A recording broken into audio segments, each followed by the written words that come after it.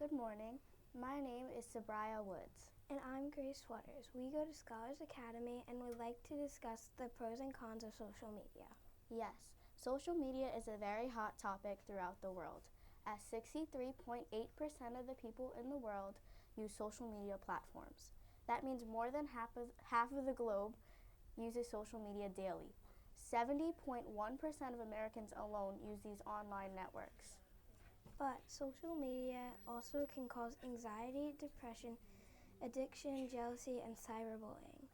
These digital platforms can cause people to start comparing themselves to others, bully others out of insecurity, and get a lack of sleep.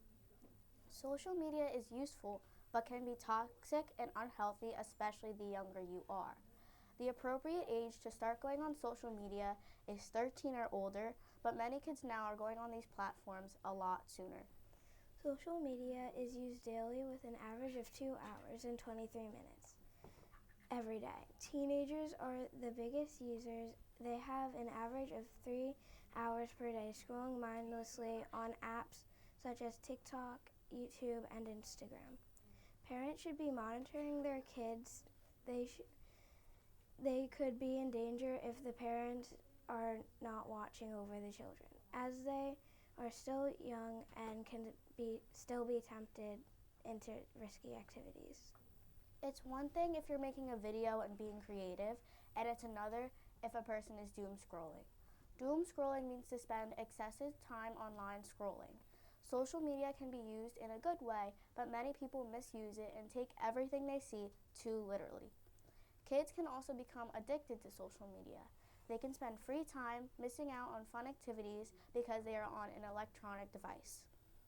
However, on a positive note, people can have more enhanced communication and build connections with each other.